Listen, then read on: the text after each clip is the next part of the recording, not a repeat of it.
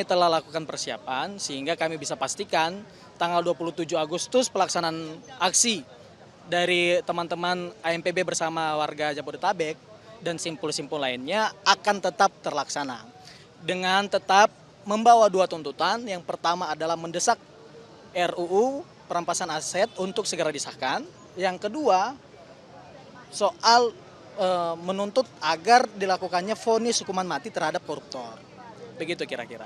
Jadi kalau misalnya ada informasi bahwa selain dua tuntutan itu ada juga upaya mengganti pemerintah, menurunkan Presiden Prabowo Subianto ataupun juga wakilnya, itu juga masuk dalam tuntutan atau memang hanya fokus di dua tuntutan tadi? Sejak awal ketika kami ingin melakukan aksi di Jakarta, fokus kami hanya pada dua tuntutan tersebut. Terkait adanya informasi tuntutan-tuntutan lain yang beredar di media itu tidak benar. Karena sejak awal teman-teman AMPB telah menyepakati membawa dua tuntutan yang nanti akan disampaikan di DPR RI. Total aliansi yang tergabung ini ada berapa jumlahnya, Mas? Yang nanti juga akan turun aksi di tanggal 27 Agustus. Yang pasti untuk penyelenggaraan aksi pada tanggal 27 Agustus ini sebenarnya diinisiasi oleh teman-teman dari ARIP atau Aliansi Rakyat Indonesia Bersatu. Kemudian sekitaran beberapa hari yang lalu kami diundang untuk turut menyukseskan aksi yang nanti akan dilaksanakan pada 27 Agustus. Karena tuntutannya sama dan juga keresahan yang sama, sehingga kami dari AMPB berangkat menuju Senayan untuk menyampaikan aspirasi secara langsung. Dan ada beberapa simpul-simpul lain yang jelas teman-teman dari sekitaran Jabodetabek dan kota-kota yang lainnya. Total ada 35 betul, Mas? Untuk AMPB sendiri ada sekitar 35 orang. 35 aliansi. 35 aliansi itu kami belum bisa pastikan, tapi yang betul sudah terkonfirmasi saat ini ada teman-teman ARIP, kemudian ada masyarakat Betawi, lalu kemudian ada barusan tadi dukungan juga dari teman-teman BEM Universitas Indonesia dan juga kota-kota yang lain.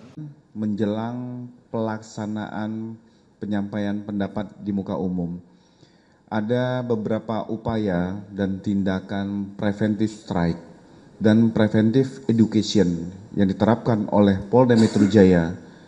Dari rangkaian ini, ada 65 orang yang sudah diamankan oleh Direktorat Reserse Kriminal Umum dan Direktorat Siber Polda Metro Jaya.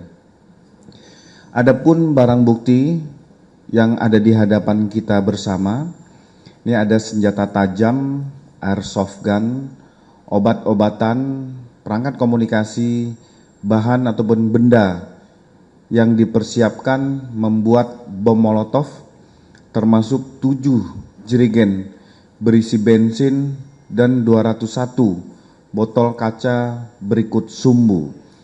Artinya, barang-barang yang dibawa, yang ditemukan oleh tim preventive strike, barang-barang yang tidak diperbolehkan oleh Undang-Undang Nomor 9 Tahun 98 dalam penyampaian pendapat.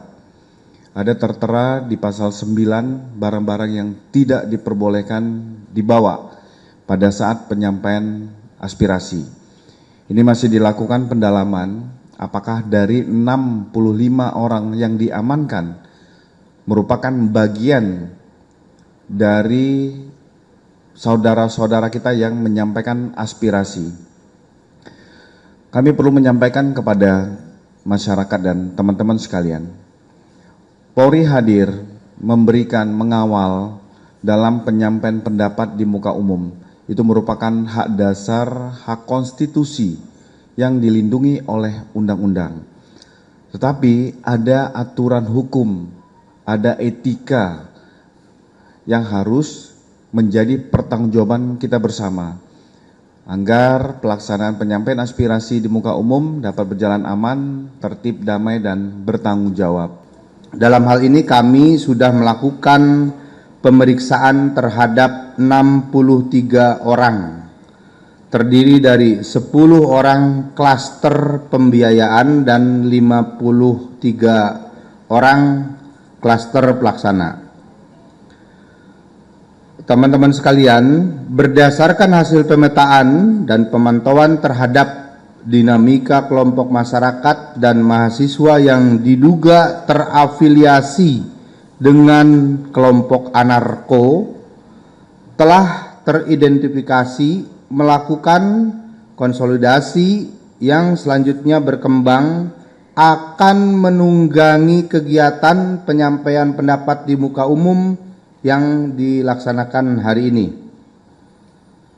Konsolidasi tersebut berlangsung secara bertahap dan menunjukkan adanya proses penguatan narasi, pengumpulan donasi, mobilisasi, serta persiapan sarana yang diduga akan digunakan di dalam penggunaan penunggangan aksi tersebut. Tahapan-tahapan tersebut berlangsung dari mulai tahapan konsolidasi, di mana pada tahap ini sejumlah unsur melakukan konsolidasi internal dan membangun kesamaan isu yang akan disuarakan. Salah satu isu utama yang berkembang saat ini adalah RUU perampasan aset. Dalam tahapan ini, konsolidasi diarahkan pada penyamaan persepsi serta penguatan narasi yang selanjutnya akan disampaikan ke publik. Kemudian selanjutnya, kelompok ini melakukan penguatan narasi dan penggalangan dana. Pada tahapan konsolidasi lanjutan melalui penguatan narasi dan penggalangan dana, para pelaku mulai menggulirkan isu kepada publik dalam bentuk pelaksanaan penyebaran flyer-flyer provokatif, serta mengundang elemen-elemen lain untuk melakukan amplifikasi, melakukan aksi, menyebarkan isu, dan mengumpulkan pergerakan. Dalam hal penggalangan donasi diduga ada indikasi upaya-upaya menerima dana baik langsung maupun tidak langsung. Selanjutnya tahapan hari H atau aksi utamanya, mereka akan melakukan aksi penunggangan di dalam kegiatan aksi penyampaian pendapat di muka umum yang dilaksanakan hari ini di kawasan DPR MPR RI dengan melibatkan berbagai unsur. Berdasarkan hasil penyidikan, terdapat dugaan mekanisme mobilisasi massa yang dilakukan secara berjenjang melalui pemanfaatan berbagai platform media sosial maupun aplikasi komunikasi digital. Tadi saya sempat ikut hadir ya Pak dalam sidang paripurna terkait pembahasan RUU perampasan aset koruptor. Sekilas saya mendengar bahwa RUU tersebut akan diselesaikan atau disahkan maksimal bulan Desember. Jadi kami berharap hari ini kami meminta seperti apa yang disampaikan oleh Bang Dhani, kita meminta berita, acara, audiensi AMBB, ARIF dan DPR RI terkait pengesahan RUU perampasan aset koruptor itu digedok Desember. Kita minta tanggalnya Pak. Jadi jelas. Setelah muncul batas akhir pengesahan RUU tersebut, misalnya sampai tanggal tersebut tidak terrealisasi, mundur lagi dengan alasan A, B, C, D, E, F, G, kita minta konsekuensi tanggung jawab panjenengan semua. Seperti contoh, maaf Pak Dasko ya, beliau siap mengundurkan diri. Pak Saan Mustafa juga siap mengundurkan diri, dan Pak Cucun juga siap mengundurkan diri jika berita acara tersebut, kesepakatan tersebut tidak terrealisasi. Gitu. Saya harap yang saya sampaikan cukup itu Pak. Dan saya sama teman-teman tidak ingin bertele-tele karena kasihan teman-teman yang di luar panas-panasan, Pak. Gitu. Assalamualaikum warahmatullahi wabarakatuh. Teman-teman sekalian, nah, tadi di dalam rapat paripurna kita sudah sampaikan, disepakati dan disetujui bahwa limit waktu paling lambat untuk rancangan undang-undang perampasan aset itu akan disetok di paripurna pada tanggal 15 Desember 2026. Dan biasanya kalau rapat paripurna ada berita acara, kita sudah minta tadi untuk jadi pegangan kawan-kawan sekalian. Kemudian yang kedua, tadi kalau Ibu bilang soal masalah rampasan aset, kemudian misalnya narkoba juga dihukum mati.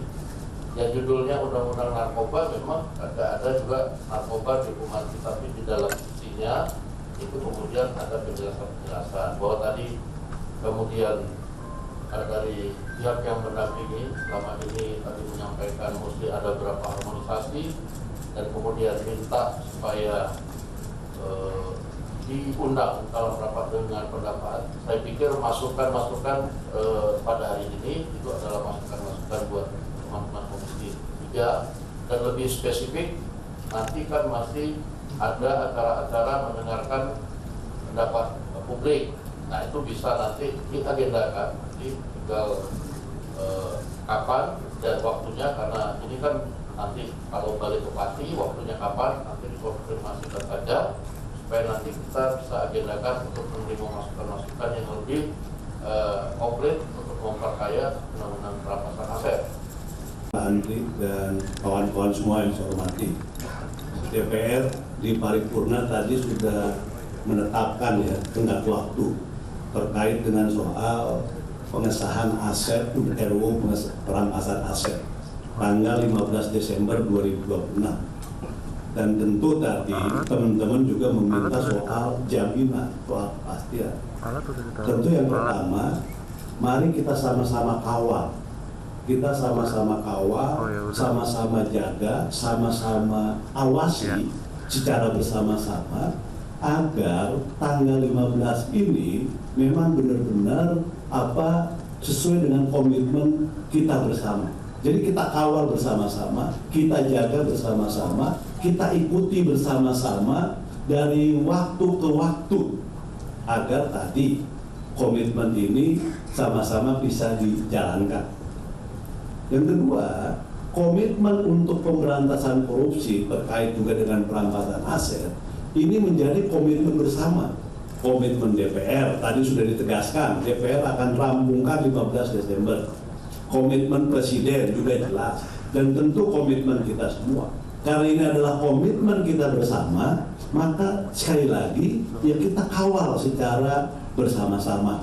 Nah, terkait tadi yang sudah disampaikan Pak Dasko, saya jelas bahwa apa nanti isinya, DPR kan juga membuka ruang buat kawan-kawan semua, teman-teman semua untuk bisa memberikan masukan dalam rapat-rapat tadi. Siapa juru bicaranya, siapa yang diutus untuk mengikuti RDPU di DPR. Masukan semua, apa yang menjadi masukan terkait dengan substansi atau isi undang-undang tersebut. Jadi sekali lagi, apa yang menjadi kekhawatiran, keinginan itu sudah menjadi komitmen kita bersama, dan DPR sudah tadi di paripurna sudah menyampaikan dan sudah memutuskan 15 Desember 2026 itu batas untuk pengesahan RUU ini menjadi undang-undang. Hari ini saya akan menyampaikan hasil audiensi kami di dalam DPR RI di Jakarta. Ini kop resmi dari negara Dirgantara Garuda. Saya mohon diperhatikan baik-baik. Dewan Perwakilan Rakyat Republik Indonesia. Surat komitmen penyelesaian pembentukan RUU tentang perampasan aset terkait tindak pidana menjadi undang-undang. Kami di Dewan Perwakilan Rakyat Republik pemberantasan tindak pidana korupsi dan tindak pidana lainnya yang merugikan keuangan perekonomian negara dan kepentingan masyarakat dengan ini berkomitmen. Satu, bahwa DPR RI memandang pembentukan rancangan undang-undang tentang aset perampasan aset terkait tindak pidana sebagai salah satu agenda legislasi yang penting dalam memperkuat sistem pemberantasan tindak pidana korupsi serta pemulihan aset hasil tindak pidana tersebut. Dua,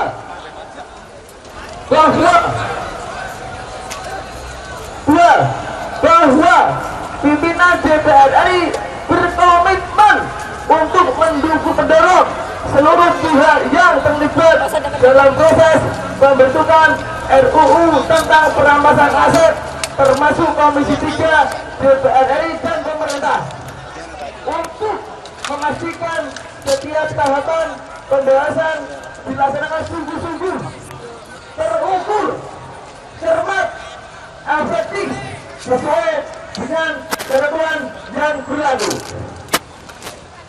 Tiga, DPR RI berkomitmen agar pembentukan RUU perampasan aset harus diselesaikan paling lambat pada tanggal 15 Desember 2020. Pimpinan DPR RI menyatakan kesiapannya untuk mengundurkan diri dari jabatan sebagai pimpinan ataupun anggota DPR RI apabila sampai dengan tanggal 15 Desember 2026 RUU tersebut tidak disahkan dalam paripurna DPR RI. Demikian saya memilih berdua dengan sebenarnya sebagai bentuk tanggung jawab DPR RI Indonesia. Wakil Ketua DPR RI Dasko, Wakil Ketua Sani, Ketua DPR RI Sang Mustafa dan Mbak Cetele. Saudara Cicitip, terima kasih. Kita masih perlu perjuangan untuk mengawal wakil bangsa ini lebih baik. Terima kasih. Wassalamualaikum warahmatullahi wabarakatuh. Kita kawan-kawan sebentar ya. Kita biarkan dari DPR RI.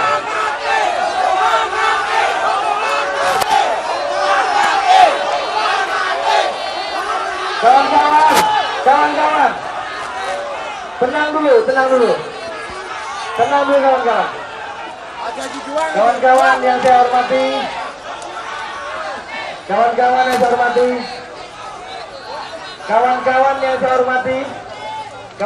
saya banggakan, kawan-kawan yang saya cintai.